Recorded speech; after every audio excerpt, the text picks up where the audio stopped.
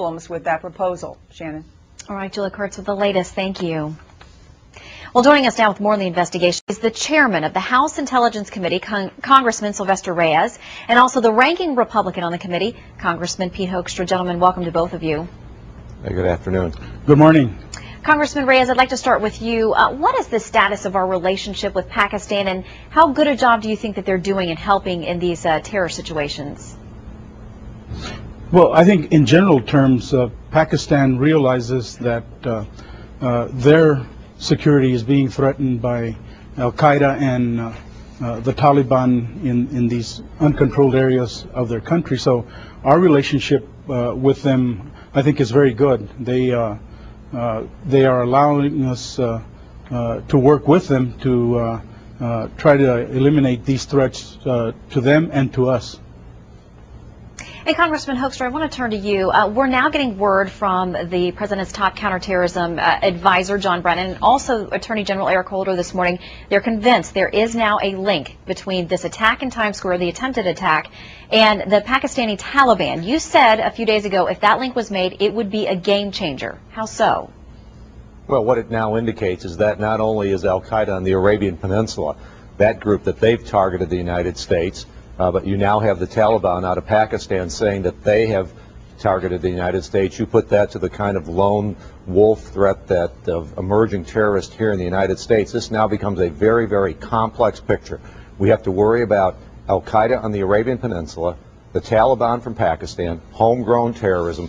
We now have clear threats to the homeland, and we've seen them play out in the last 6 months. We saw them at Fort Hood. We saw it on Christmas Day. We saw it at Times Square. With these kinds of imminent threats to the United States, we need to really focus, as Joe Lieberman said this morning, on what steps do we need to take so that we can get into prevention and make sure that we do not have any more failures in intelligence that allow us to get so close to a successful attack against the United States on our home soil. And Congressman Reyes, with that mention of failures in national intelligence, I know that you have expressed concerns that this issue could be used for political gain, that there is some gamesmanship going on. Is that a fair accusation? Well, sure. It's an election year. You've got the Republican side trying to make Democrats look weak on national security. When Peter talks about failures, I'm assuming he's talking about 9/11, because arresting the guy that tried to carry out the act in Times Square in 53 hours, I think is pretty significant and pretty good, both police work and intelligence cooperation, which is the fundamental reason that we set up the Office of the Director of National Intelligence, so that these stovepipes that were an issue on 9/11 instead would turn into cooperation, as was shown by this latest case. And I think there is great praise on both sides of the aisle for that amazing teamwork and law enforcement work that got to this guy in just 53 hours. But Congressman Hoekstra, is your complaint that he should have never gotten as far as he did? Well, absolutely. I think that's exactly what Joe Lieberman, the chairman of the Homeland Security Committee over on the Senate side, said. Sure, the police work after the fact was awesome. Capturing this guy in 53 hours, great work. But as Homeland Security and as the intelligence community, we need to be in the business of prevention. Everybody recognizes that we should have, and we probably could have, stopped Hassan at Fort Hood if we had recognized the signals and acted on it.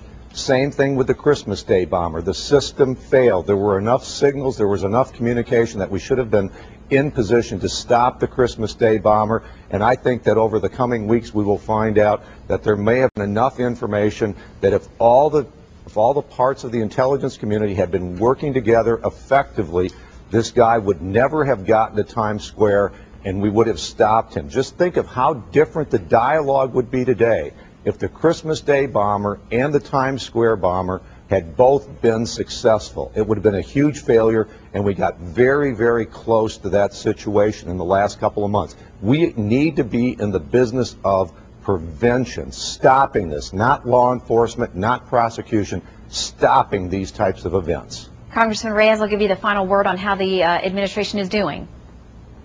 Well, I don't disagree. I think the solution is to continue to work together. I don't think that politicizing national security in any way is an answer, because the consequences, as Peter just said, are very real. Whether you go back and look at Richard Reed or any of the other cases that we have, for one reason or another, been able to stop. The bottom line is we need to work together.